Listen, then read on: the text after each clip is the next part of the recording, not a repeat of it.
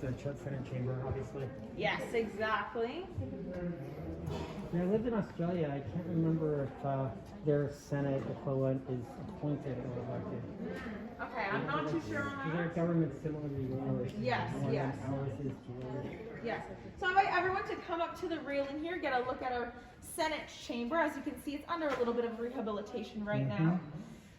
But as I said down below, we talked about our Governor General and the Monarch, and I would love to give you guys the opportunity to guess where the Governor General or the Monarch would sit if they came. Probably in that chair book there. Okay, so we got some chairs in the back. Do you want to guess which chair over at the The one back? in front, I would think. That's a very good guess. But that is actually the Speaker's chair, and you can tell that because there is an X on that chair. Whereas the Governor General's or the Monarch's chair actually have symbols of the crowns at the top, right? And they also have, yes, they also have the signature of the E, the Roman numeral 2, and the R, which represents Elizabeth II and the reigning monarch, right? And this is where the Governor General, or if the monarch was here, would say the speech from the throne. And the speech from the throne is a speech that is written by the Prime Minister, read by the monarch or the Governor General, to start a new session. So that is what occurs in this room, one of the things. But another thing that occurs in this room has a lot to do with the Speaker. So this is kind of where I like to talk about the Speaker. He does have international roles, so he actually does host and entertain delegates from around the world, and he also represents Canada on many different contexts and stages. I had the opportunity to meet the Honorable Anthony Rota.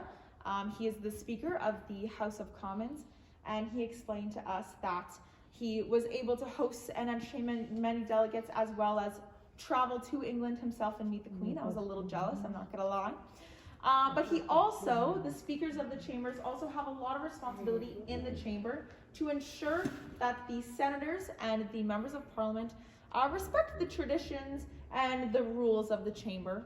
And this is especially important during their discussions and the debates on bills, which are laws before they even become laws, right? Yeah. So I'd love to kind of wrap our head around this. So we're gonna practice a little debate here. So I'm gonna ask you a question, and you have to answer me honestly, okay? Who likes pineapple on pizza? Okay, we have at least a taker. Okay, if you like pineapple on pizza, please stand against the wall. If you don't like pineapple on pizza, please stand on this side, so near the railing. Okay. Pineapple does not belong on pizza. That's okay. All right, so I will be the speaker. Okay, you've given me that authority. Thank you very much. I'll be sitting in my very comfortable throne, and all of your points are going to be directed to me. So I'm going to ask over here, why do we like pineapple on pizza? Why not? We love it. Great point. I want fruit on pizza. Great point. And over here, why do we not like pineapple on pizza? Fruit does not belong on pizza. Exactly. Great point. Any others? All right, good enough. Great points. So, when we're ordering pizza, sometimes, depending on who we're ordering it, the conversation might get a little heated, right? Not even in Hawaii do they eat pineapple on pizza. So in the chamber, it might be a little similar, but we like to say that the senators become passionate because they just want the best for Canadian citizens and for the state. But in this instance, the speaker, he'd be sitting.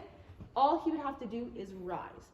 And that alone is a symbol of his authority, and for the members to understand that they need to calm down, stop talking, and pay attention to whoever has the right of speech in that moment. So you might hear him say order, you might hear him repeat those rules and traditions, but that is his role in the chamber. Keep on hitting his gavel to get them to shut up, like in the U.S. It does get very passionate in this room, yes. but yes, so that is his role. We are now going to go. We know the roles of the Governor General, the Speaker. We're now going to go to the committee room and learn a little bit more about the roles of the senators and as well as ourselves. Do you have any questions before we do that? Who sits up here on top? Witnesses or members of the public? Or Great question. These are for the members of the public, so these are for you guys. you can sit up here and watch them in action. Yep, you can ask, or you can register with a senator, or if you want to go watch the House of Commons, member of Parliament, or you can walk in and hopefully get a seat. If they have vacant seats. Exactly. I saw one more question, and we'll move on. What language is used here? English or French? Great question as well. So here, this is because both of our official languages are French and English, we have interpreters, which occurs in those booths right there. So people will be sitting in there translating the language from French to English, English to French, and it'll come out of these speakers right here. And it'll also, all these senators also have little headphones. So I see that there's a group behind us, so if you would, we'll go this way to our committee room. In the U.S. is the